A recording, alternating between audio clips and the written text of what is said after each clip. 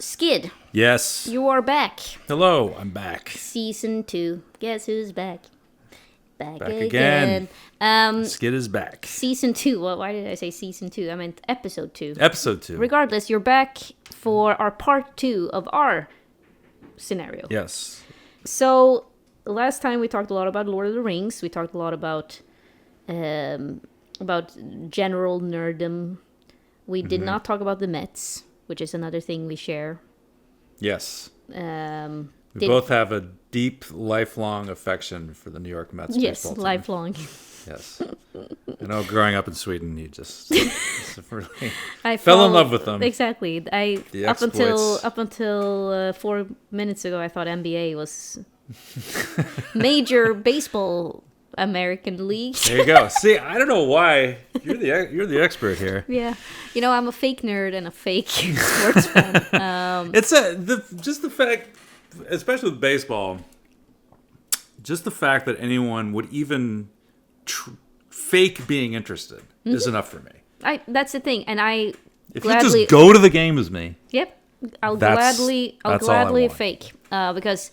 But I mean, I'm not even faking. I do enjoy going to Yeah, the games. no, I know. That's like going the extra mile. And going to Pig Beach here in Astoria. Have you ever been? I've never been to Pig Beach. You should go during high season of Mets. Let's go there. When we can't afford tickets to the stadium. Yeah.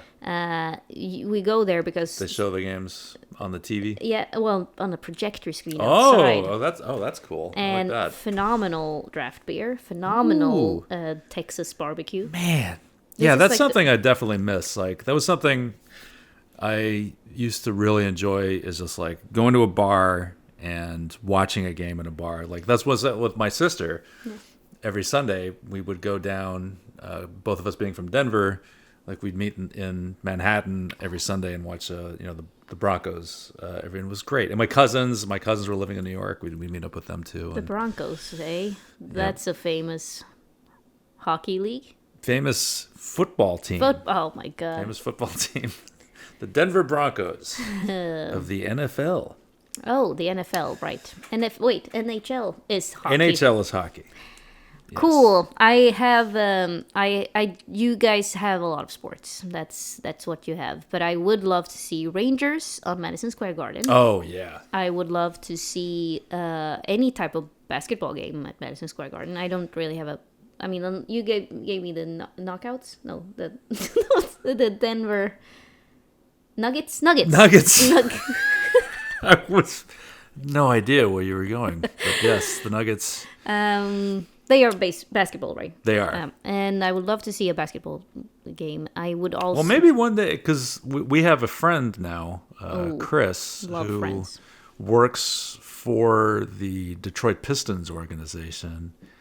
And Pistons as in... basketball. Yeah, but Pistons as in in Red Dead Redemption, they were the ones who... No, wait, the Secret Service, like the Pistons... Pinkertons. Okay, we're all over the place. That's not the same. Not the same. It would be a good name for an NBA team, the Yeah. Pinkertons. Okay. Very phrase. Oh no, the Pinkertons are coming to town. But when he comes into town now, he'll be able to get us tickets. And Matthew Capitacasa and I went, and I went with Nick Lowe once also. Oh, awesome. And man. Because I've been to a few games at Madison Square Garden, but the Knicks were always terrible. Oh yeah, the atmosphere is very different. But now it's like the Knicks are really good. Yeah. And you go to those games, and it's crazy. Like there's packed with celebrities. The energy is like through the roof. It's so fun. Yeah. So yeah, hopefully I bet that would be great. Yeah, I bet I would love that too, because that's what I love with going to the Mets stadium here, because it's their home base in Queens, so everyone in like your neighborhood is into it. Yeah. But even going to like the pub, the local pub here, like it's I love like that. That's why I look, because I grew up in Denver as a Mets fan. Yeah. And now it's so cool for me now to live in Queens. Yeah. And like there's Mets fans everywhere. Yeah. And like going in, I love like all the local bars, like they'll show on the Mets stuff on the walls. I love that. It's also, as someone who became a Mets fan 9 months ago, basically a pregnancy ago, They should measure. They shouldn't have seasons anymore. No, they exactly. should just have One pregnancies pregnancy in baseball. Gestation period. And immediately I started hating the Phillies. I don't know why. Because they suck. That's what I sense. And you're a natural. I was working with a guy on set, and I was like, why is this guy such a dick? Like, what he had just had the vibe of being a dick. He's a Phillies fan. He was. Yeah. Do I know anyone who's a Phillies fan, like our friend? Joe. Joe O'Brien? Oh, yeah. It's a huge... But he's nice. He's a sweetheart. You know, I've despised the Phillies, like, for the longest time. But we spend a lot of time in Philadelphia. We do shows there every year. And I've gotten to really come to enjoy and appreciate Philadelphia a lot more. And so it's hard for me to summon the same level of sports hatred as I once had. I've actually never been to Philadelphia. It's a great city. I love Philadelphia. It's great. All I know about Philadelphia is the cheese, the cream cheese. There's cheese there. There's cheese in Philly. Cheese is readily available. But it does seem like a nice. I mean, frankly, is there a town that sucks as much as its reputation? Is there in one America or in the United States? Well, I don't know. Because I feel like a lot of... I'm not a fan of Houston. I think Houston kind of sucks. Oh, nice. Houston, we have a problem. Good food. Good food in Houston. How about Florida towns? Like Orlando? Jacksonville. Jacksonville. It's bad? Good? Home of the racist billboard. Oh. I was there once. I can't even tell this story. This is such a... It's a terrible story. I can't even tell it. Because it's... I saw there was a billboard for a Chinese restaurant in Jacksonville. Yeah. And I can't even say the name of the restaurant. And there was a huge billboard for it. And it was a cartoon, like, like a racist cartoon of a person from China on the billboard and the name of this thing. And I could not believe that they named a restaurant after that and that they put up a giant billboard for it over the highway. So like a racial slur? Like a C word? It's not a racial slur. I don't even want to say what it is. All right, well. But I'll tell you after this. Okay. But Jacksonville. It's never nice when people like flaunt their xenophobia. Yeah. It's like Yeah, and I don't blame, because it could very well be like people, like Chinese immigrants, like running this place, and they just know their audience. That was my best guess. So I don't blame them. We know what works. Oof, but I do like Florida, though. I've spent a lot of time in Gainesville, Fort Myers, Naples. I have family down there. Nice. I've never been to Florida. Florida's great. I've never been to the South, and we've had this fight before because I thought Colorado was the South because it was south of America. It's not at all. It's south of Wyoming. Yeah, it's south of. If you have north and south. Right. Geographically, I'm like, it's very close to the southern. It's close to the south and north. The thing is, Swedes, we grow up thinking Texas is everything. Like That's like America. South. No, like south of the United States, Texas. Like, it's just Texas. Yeah. Just Texas, and like the Simpsons cowboy. Yeah, yeehaw! Yeah, that's like. There's like, okay, that's the South? If you go south of New York, that's everything. Yeah. Oh yeah. And the other and then the Amish is the if you go like into the middle of the country. And then like that's everything. And then people forget about Seattle, and then right. and then LA, like New York, right. Amish, LA, Texas. That's right. the United States. Yeah. I know a bunch of Swedes will be like, what? That's what I thought growing up. Yeah. But I want to see more of America at some point. I had kids, so suddenly traveling around became an impossibility. But they'll get a little older, they'll wander off. You'll have to chase them down. And all of a sudden, you're in Oklahoma. They got married to some racist Chinese restaurant, and I'll be like, oh no. Apparently, Junie was their audience.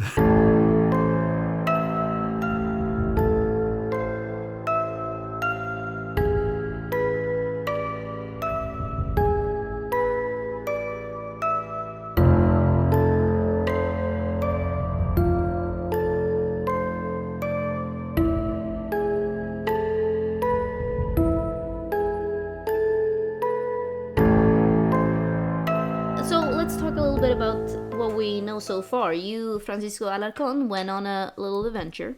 A little ocean journey. You were skeptical of Mr. Burt, which I loved. You were like, can I get some more? And Mr. Burt was like, hey, here's some money, go to the like North Pole and kill someone. Yeah, I mean, then like nothing more. On the face of it, it seems like a tall order. And then you kind of pointing out sort of his flaws and our history. I was like, oh yeah, okay, well that makes me wonder about this whole thing. Yep.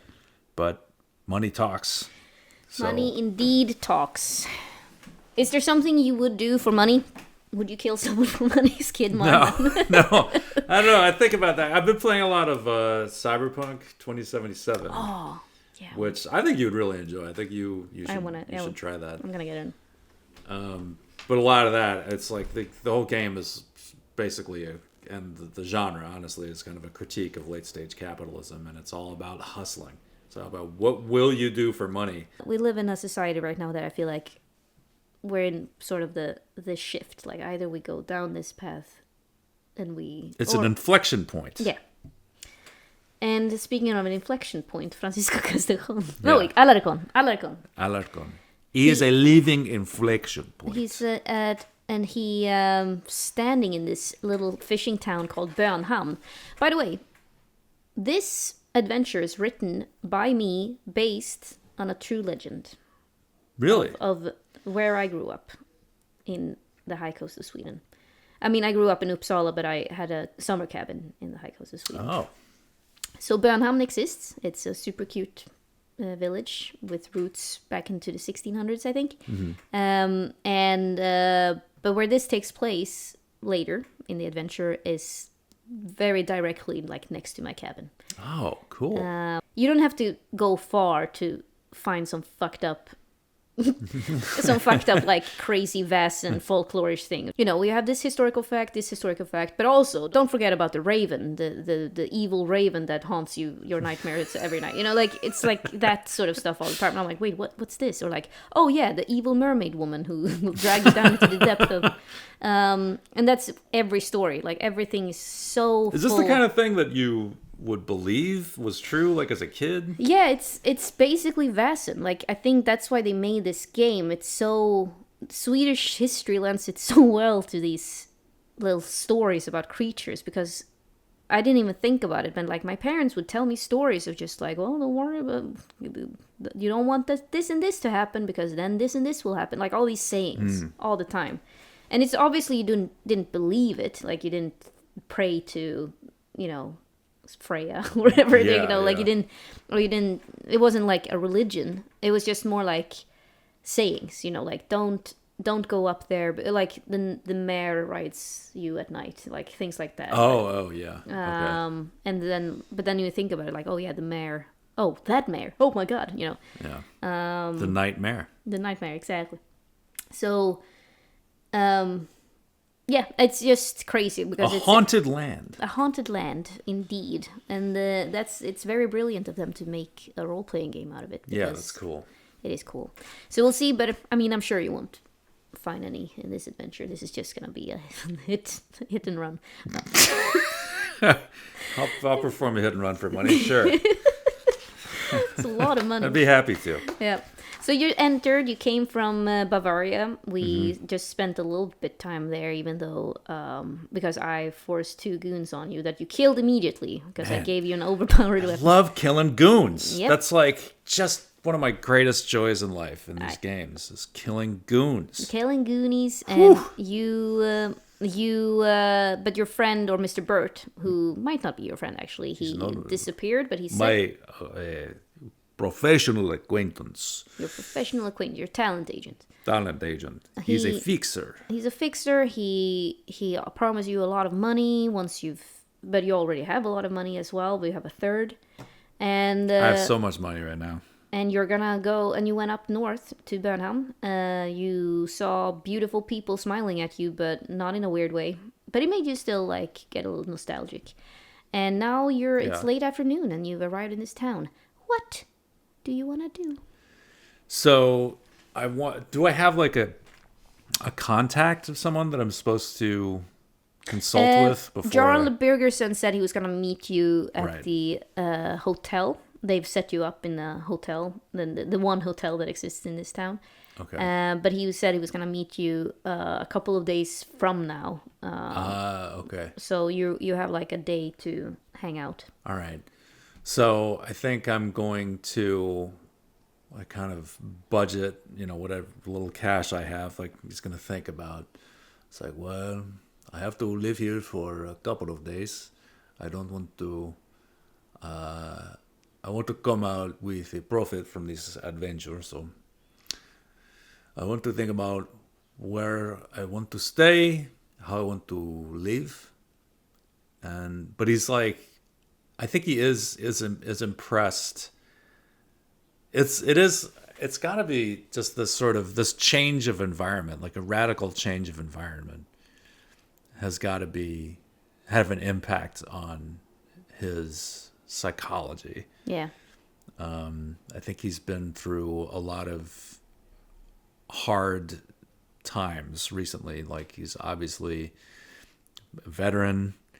He somehow is like fairly recently, we think, lost his wife and his son.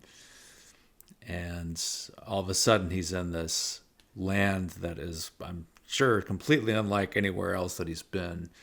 And got to be sort of magical to, this time that's like early summer to, just the sun being out like late at night. Yeah, I think it have like a palpable effect on him.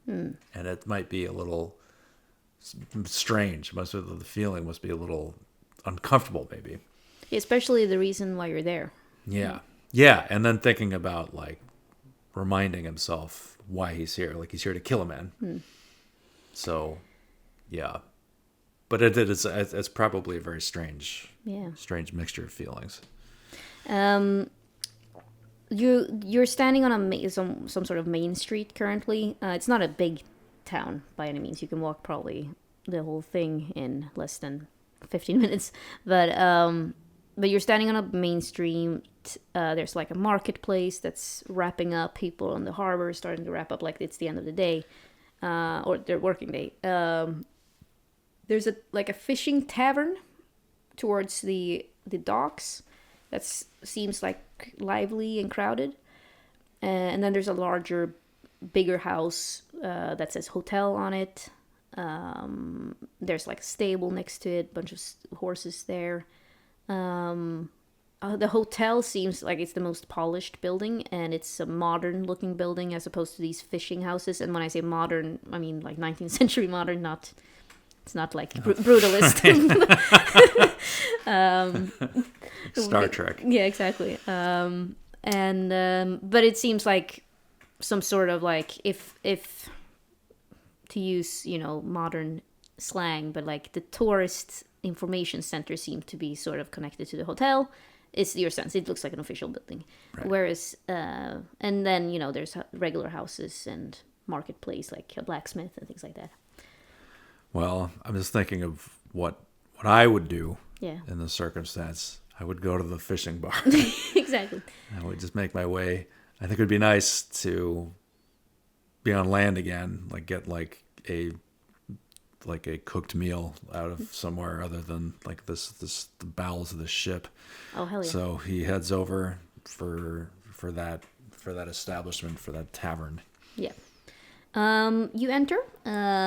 It's a busy tavern. People seem happy, in a good mood. There are women sitting on men's knees. It's not a brothel, though. It doesn't strike you as that. Okay. But definitely a little bit more decadent than what you witnessed outside. There's music playing in one corner. Maids running around, taking orders. There's a place at the bar. Yeah, I have, and I think I have my rifle and stuff in like a long case. Yeah. Along with his like rucksack, and kind of like makes his way What is that movie when he has it in a guitar case? El Mariachi. It's with Antonio Banderas. Yeah, that's El Mariachi. Yeah. Anyway, yeah. It's a good movie. You don't have a guitar case. No, guitar case. But yeah. But yeah, I make my way up to the bar and just kind of elbow my way past and lean the rifle case like up against the bar and like sit down. Yeah. And, kind of just kind of observing like the people around. You stand out with your dark hair like a sore thumb, I would say. Not necessarily like that there aren't other dark-haired humans, but no. But I'm sure I would be immediately recognized as an outsider. Yeah. The tavern keeper walks up to you though with a friendly smile. He's just like, just arrived, did you? Yes, I just came aboard the. What is the name of the ship that I was on? It's probably you came with Katniss. The Katniss, oh! The Katniss, the ship after the... Actually, I had a name for her, 1 second. Oh, you arrived with, I remember, 1 second, here. Oh, Egil! Ah, yes. S.S.E. Eagle. Egil. Egil. I came aboard the Egil. Ah, a fine ship. Yes, it's very, very good ship. Yes. So why are you in town? I am here to meet some. I have a business to conduct in the town. You know the man. His name is Jarl Bergerson. Do you know this man? Ugh. Do I know him? Everyone in town knows about that man. He's slow. And then, a man sneezes from behind you and takes off his mask, and it turns out. Oh no! It is the sneezing Jarl. Yeah. Do I know him? Everyone in town knows about Jarl. He's quite intense. He lives in tents. He's quite intense. Yes. Well, but I don't think he's here right now, though. I think he might be. He said he was going to go back to Nora, but he shall be back. He's going back to Norway. Nora. It's the town 2 hours away from here. Oh, Nora. That's where he conducts his business. Are you also an investor? He hired me as I was meant to be hired as a consultant, I should say. I wanted to speak to him, but I am not sure if he is going to be expecting me or not.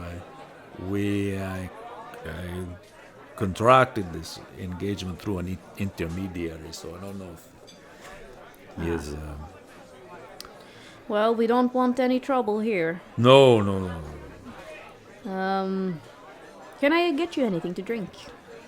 I would love a... do you have a beer? Is that something that you drink here? Of course, we have beers. We have. We also have this local, and he brings out this Malört drink. Roll learning. See if you know what that is. Duck juice. I'm pretty sure you've had this, Skid, because. Don't be so sure. I think I have a vague memory of you. I do have yes, got a success. So you know that this is a horrible. Oh, Malört. Yes. Oh, I have had this. Wormwood, I think. Wormweed or something like that in English, but Malört. It's it's the like, worst thing I've ever had in my life. Yeah, it's this area's like main. I didn't know it was a Swedish. That's a Swedish thing. Yeah, Malört. All right. Yeah, it's disgusting. It's called beska droppar. It means tart drops. Tart drops. You know the cabin we bought, and then they left everything in there. This old couple. Yeah. And we opened like so many cabinets with like leftover snaps, like with of this. This stuff was in there. It's a snaps. It's a type of snaps, and it's so disgusting. I don't understand. Like if you were in prison or something, and like that was something you made in the toilet, and it was the only alcohol available. But there's all kinds of alcoholic drinks. Available to most people, and some of them. I think it's like a weird, like it's like one of those random like tests of like, can you get it this? is right. Yeah, it's a joke. It's like an April Fool's joke played on and anyone who orders it. It's just like, oh, try this. I hate, and we don't like April Fool's jokes. But no, it's the least tasty things. But he seems proud of it. He's like, distilled it myself. Oh well, I would love to try a local liqueur, of course. All right, and he pours you a pretty large cup. That should be should be a shot glass, but he's like, sorry, they were dirty. Does this all work? right. No, a tumbler is just as good as a bottoms up. Yep. Roll physique. Oh boy. Nope. You take one mental condition. Oh God. What does it say? Angry. I think angry. Yep. Just like why would you give me this horrible juice? Oh, sorry, and he laughs at you. This is like his sincerely welcome. I'm sorry, senor. It's like, oh, this is horrible. Oh, I hate you and this town so much. No, it'll clear out your lungs, like you said. No, I'm sure. It'll clear out my stomach, I'm sure as well. I like you, sir. My name is Tobias Engström, and he takes out his hand. And this is my daughter, Kerstin. Beautiful blonde woman walks up and says, I'm sorry about my father. He should not have done this to you. No, señorita, I was only surprised because the taste was so terrible. I did not mean to be rude. I am a guest here after all. If you want to feed me poison, I shall drink it with relish. Oh, here. And she takes out a very tasty looking cinnamon bun. Oh. Perhaps on the house, perhaps this will clear out some of the taste. Oh, well, thank you very much. This looks very muy sabroso. And you are not angry anymore. Oh, good. Okay. So you sit there and talk a little bit. Tobias goes back and forth towards you, and Kerstin also helps out. Then it like people starts to go home, but Tobias has more time than to talk to you. So he's just like, so you're clearly, we have a lot of visitors coming here currently, and it's been quite exciting for a local like a local establishment, like for me as well. I've made a lot of money on this uptick of people, but I don't think we've ever had someone from so far away. Well, no, this is a first for me as well. This is perhaps the furthest away that I've been from. Well, that's not true, but Where are I've you never from? been this far north. Are you French? I am no. I am from Andalusia. I'm from Spain. Oh, wow. Kerstin looks at you with big blue eyes. I have not heard of a place further than Norway. That's... Well. Is it close to America? No, but I have been to America. I've been to the Americas. I used to work there. And you came back? I did, yes. There was... I was in this Spanish Navy, and there was a war, and it did not go very well, and I was forced to leave, and I come back here, and I am a simple man trying to make my way through the world now, using what meager skills I have. She looks at you as if you're like a celebrity. Like, this is the coolest person she's ever met. Well, so you went there to fight a war, survived, were able to come back. My goodness. You see, we have family. They left for America. It was on my mother's side. My mother's sister, she and her entire family, they left for America. And this was a long time ago when I still was a little girl. But we never hear from them again. So to me, it's traveling means that I won't see people again. So but now I feel like the world is opening up. And that's fascinating to me. I wish to one day, and she whispers it a little bit, I wish to one day be able to leave this place and see the world too.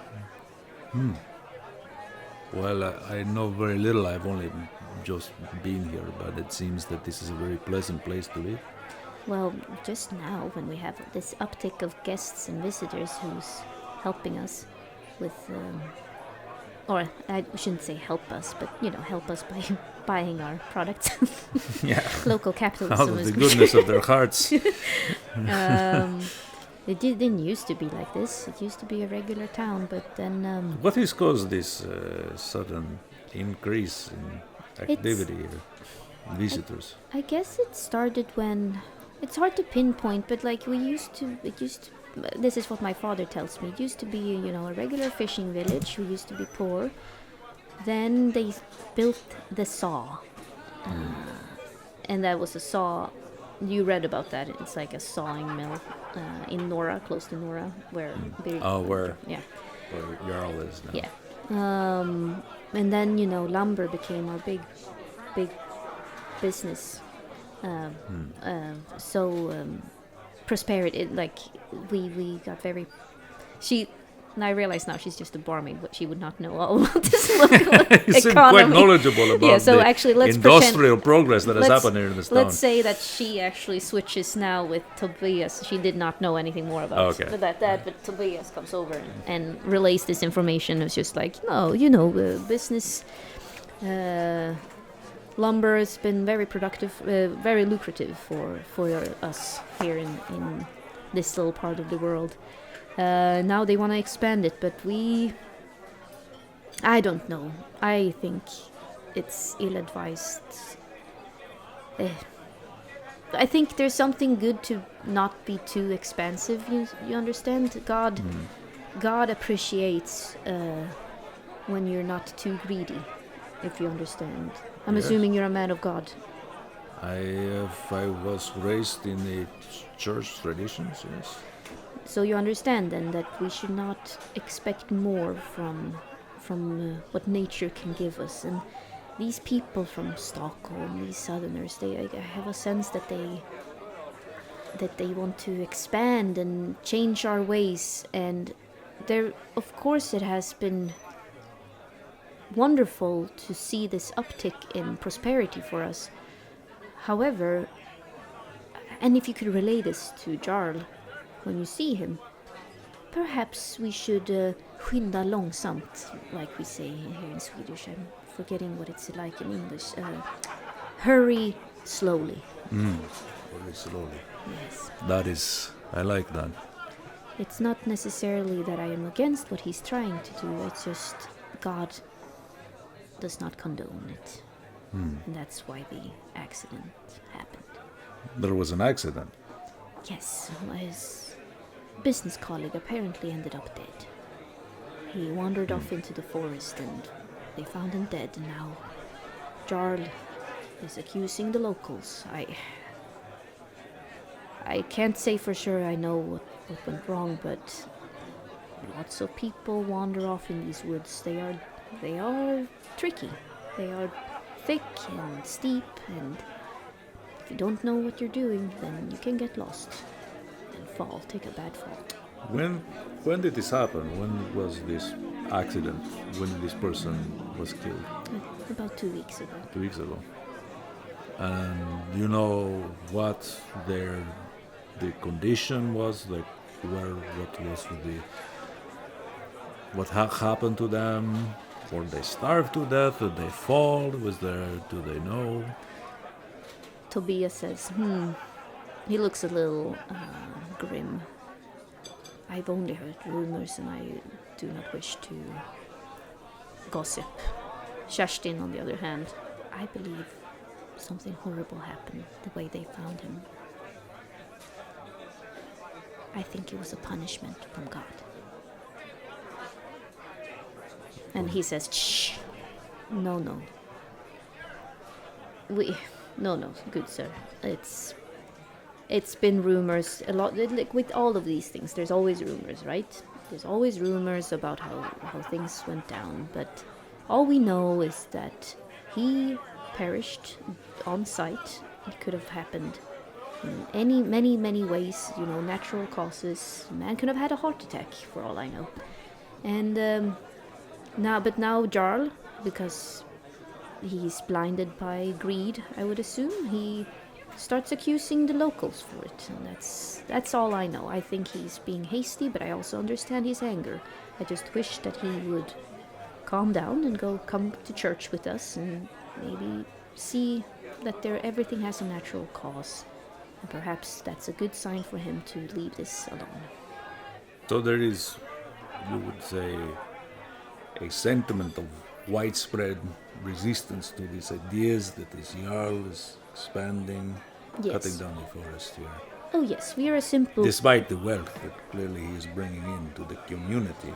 Well, the wealth was there despite Jarl, I would say. We, and when I say we, us, as in the towns together, we fostered a pretty good balance between, we take what nature gives us, and we never ask for more.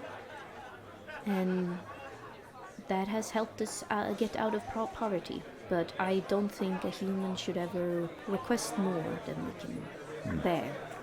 I see. And I would say that that's the local sentiment, but of course we would not kill a man. No, there is no one brought up anything like a murder. No. This was an accident. Yes. Where was this? Do you know where this person was found? He was found outside Norrheim, close to the saw. They call the sawmill the saw. Close to the saw. Yeah. And you don't know anything about where the condition of the body, anything about the detail, any other details about what the body... Kerstin once again opens her mouth and he just covers it. Nope, we do not know any details about the accident. Well, I do not mean to press you on a subject which you seem reticent to discuss. Yeah. I will say this. So you were meeting Jarl to discuss. You said you were not an investor but a consultant. Are you a lumberman then? Well, my consultation is more the general sort of business acumen sort of thing. I don't have any expertise necessarily in lumbers, but I have certain skills that I think Björn believes may be applicable in this situation. Very well. Well, I do hope that you will find what you're looking for, and that you're able to calm Jarl's nerves down somewhat. Perhaps you can see reason with your expertise. You seem like a fine fellow. Well, I thank you. And despite your attempts to poison me with this horrible drink, I have found myself to be very welcome here in this town, and your establishment is lovely, and your daughter is beautiful and kind. Thank you. It's very nice to be here. Are you staying at the local hotel? I do not know. I just stepped off the ship. I don't know where. Do you recommend the hotel? Is it a good place to stay? It's that, or we also, but you don't want to live in and he says it in Swedish, but you gather that it means like the poverty house, like the people He looks at his coin purse. It's like, poverty house. I don't like the sound of that. I think I will splurge a bit and stay in the hotel. Yes, send the bill to Jarl. Oh, yes, perhaps it is business expense. I could do that, yeah. He has plenty. I will keep my receipts. Make a deduction at the end of the year. Yeah, and that's what you gather from Tobias for now. Kerstin, he walks back to his the patrons for now. But Kerstin walks around, sending you long looks, adoring looks, but she's a little young. Okay. But I'm gentlemanly towards her, but not encouraging. and she also thinks that, but I think it's like adoration for being like a well-traveled person. Like that seems so cool to her. Yeah. It's basically a woman who's never left her town. Some drunk men starts eyeing you